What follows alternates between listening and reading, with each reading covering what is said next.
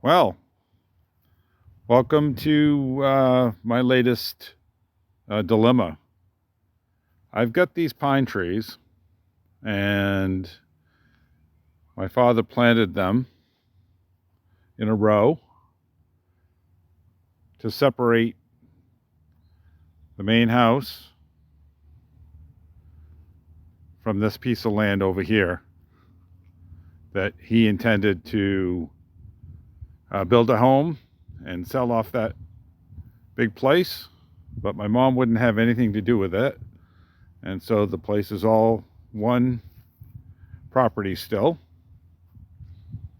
But I've turned various aspects and locations on this piece of land here in Woolwich into agricultural land, farming land, no animals, and these trees in the summertime, of course, summer, because that's when things are going to grow in Maine, provide a lot of shade on this area, as do these hardwoods.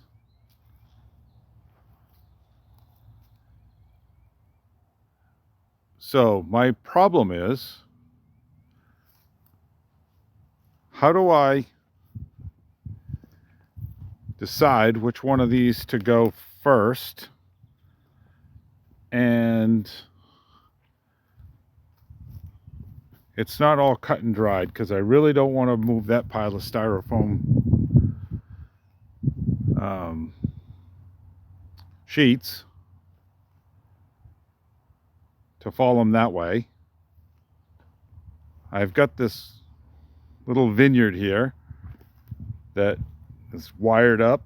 I really don't want to drop them in that direction, along with these little hardwoods that I'm developing here. And I also have to think about what is immediately marketable out of these. In 2 months, I'm going to be renting a sawmill, and I need to try to take the ones that I can get something out of. That's part of my decision-making process.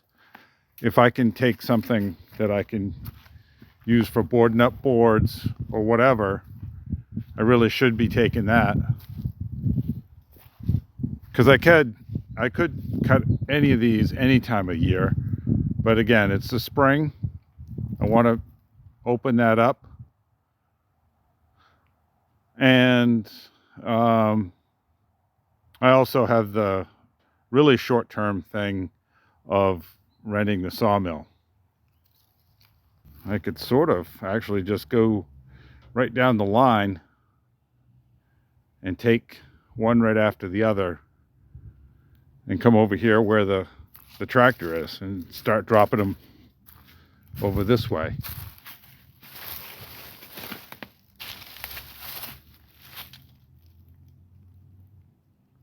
I've been giving this some thought, but haven't really come over here to look at things while I was thinking about it. I actually was thinking about it in the house and can't really put your thoughts to actions and without really seeing this stuff. At least I can't. And I did bring my chainsaw with me, so I think I parked the tractor in the wrong spot. I think we're going to get started right here.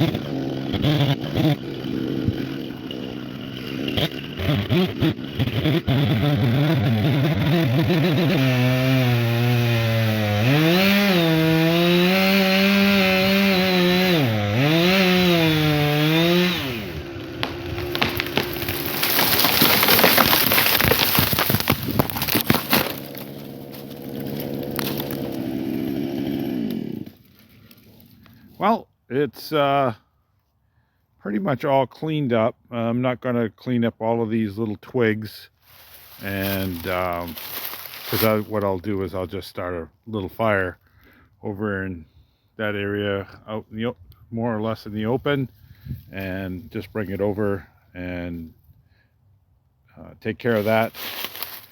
And I'll do it when the I get enough, because it just doesn't make sense to do it for one. Now that I've got that cleaned up, I can start dominoing these in this direction and bringing them right over here. So I check the timestamp on from when I cut the tree down. That was at 1:10 p.m. It is now 3:30 p.m. So an hour and a half to get this stuff all cleaned up and hauled out of here, organized, and set to go for the next one.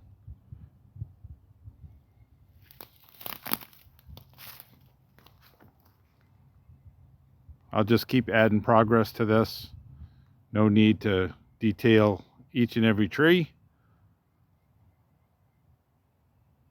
This is an update into the process so far for log procurement. And this is one of the trees in the line that I took, and I thought I would try the Humboldt technique, and you can tell the difference between a Humboldt cut, and from what I understand, this is used on the West Coast and the Pacific Northwest, so that you keep a complete log. You don't lose this part to a notch, so the notch stays on the stump.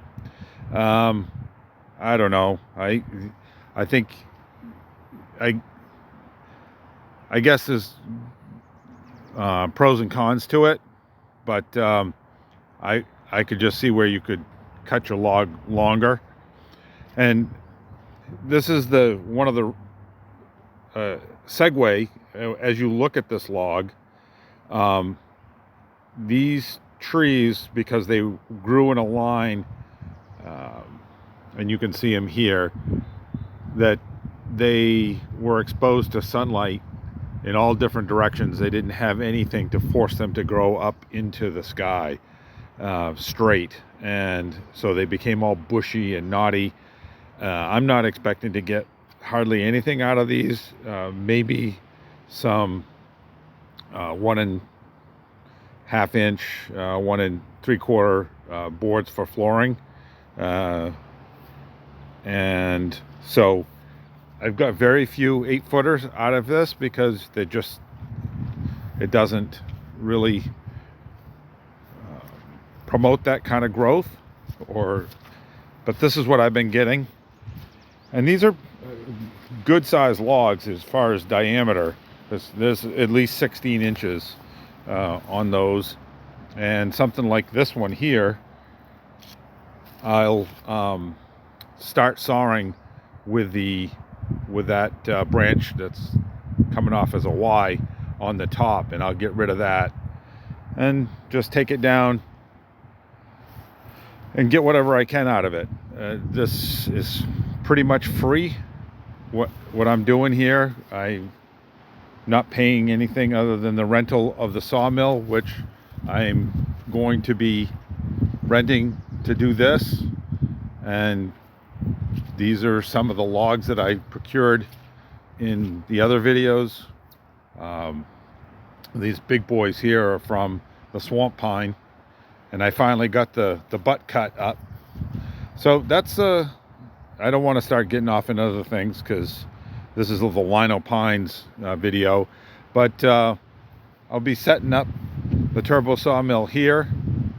Well, actually Austin will, as it was before, and adding to our piles of lumber.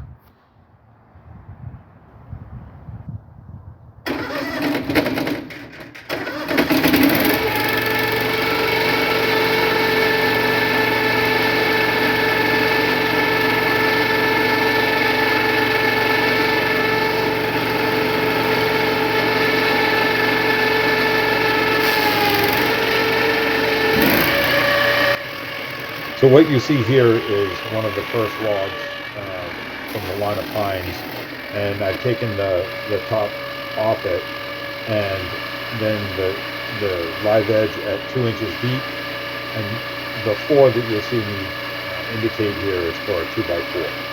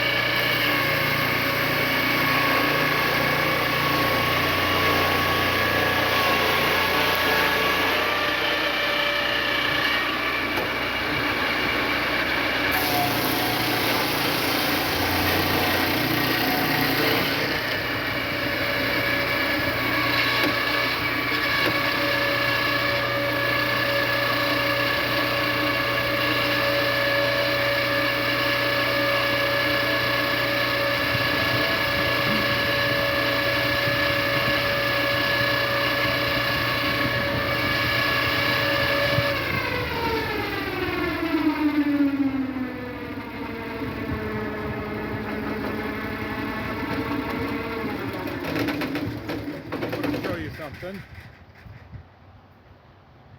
So when I do 2-inch dimensional lumber, I need stickers, and there's no sense of cutting 1-inch stickers when I can have a 2-inch sticker and then use it as a batten strip later for something else. So this is what I have left of the live edge, and the only place I don't have an inch is down here.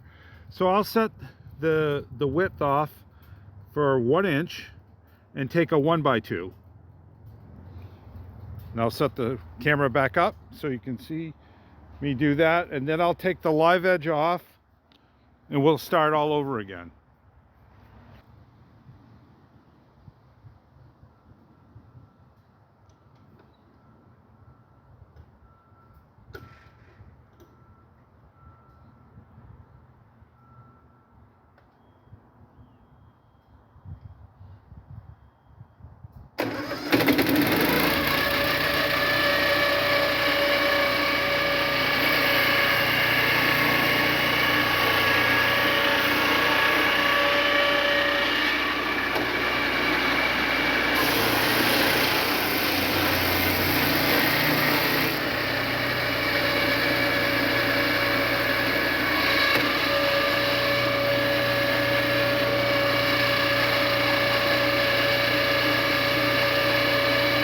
All right, so it's been a couple of days since I've been out here recording, but I picked up all the slab wood and got that all hauled off. All of the kind of the chunk stuff, with the exception of that one over there. I don't know how I missed it. I think the bucket was full.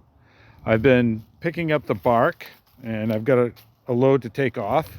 Bark and leaves from underneath the pile of where the logs were. But my next project is to get the sawdust up with some of kind of the shavings there. And what I was thinking about doing is taking the tractor bucket and back dragging from this side over to this side and make like a rick right at the end of where the fabric barrier is, and get my little trailer and load it up and take it out to where I have the slab wood weed control and use it in conjunction with the wood chips. So, well, this is the next chapter in the line of pines video. And so far to date, we've been able to pile some brush and separate stuff by size for chipper rentals, which I've got scheduled in about 10 days from now.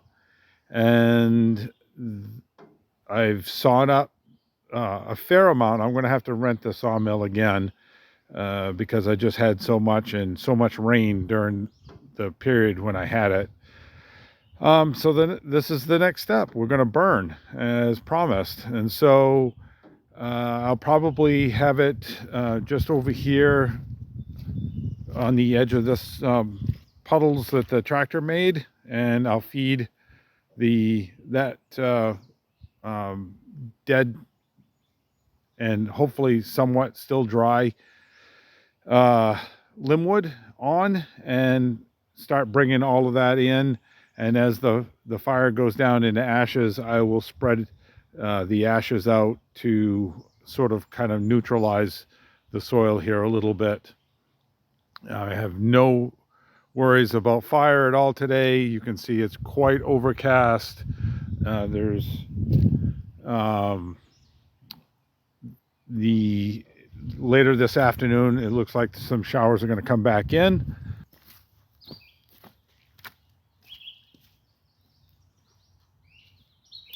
Hopefully this will go off with just one strike of a match. I've got some packing paper, a little bit of cardboard, and I piled up a bunch of hopefully smaller pieces of wood here. You can tell it's not very warm out. I've got a sweatshirt on.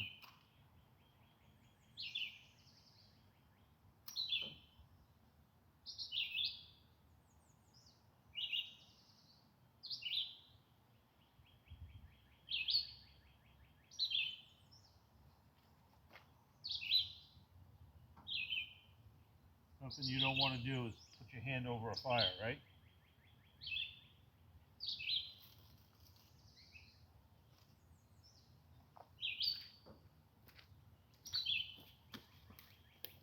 I gotta pick up this stuff anyway, so I might as well, even though it's wet.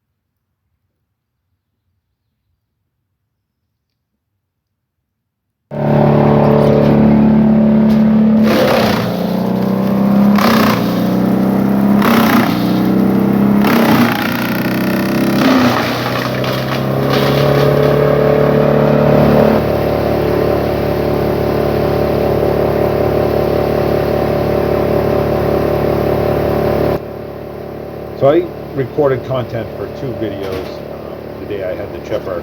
One was for this video, and the other I used to show how you can work in a fasted state. So I do intermittent fasting. I'll put a card up to that video. It's already published.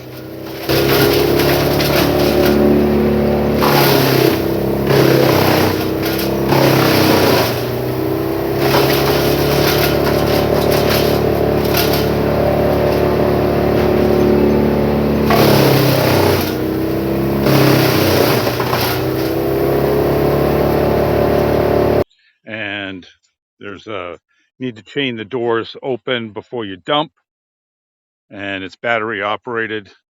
And I think I might actually leave the doors open. I think it'll make it a lot easier to load. So let's see how this thing works.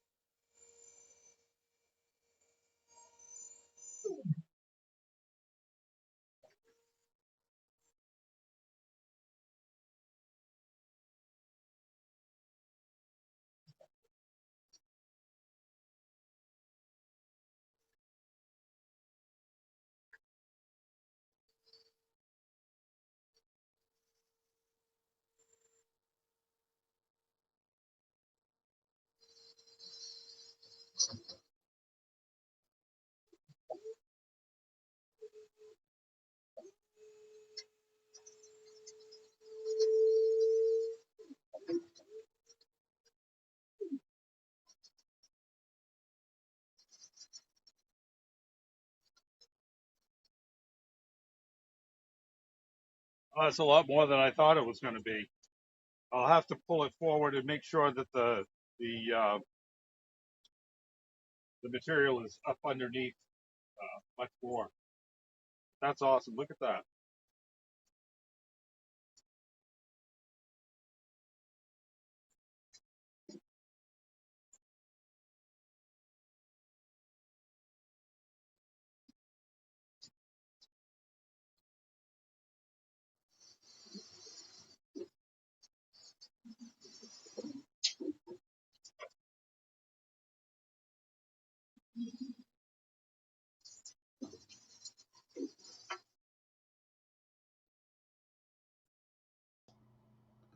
So thank you for watching. I chipped all day long and accumulated around 20 yards of chips from the line of pines. I will sell these in the spring and use them as part of slabwood weed control for myself. I tried not to let anything go to waste and utilize everything, even the process of burning serves a purpose. Please consider liking this video and subscribing to the channel. And again, I appreciate your time.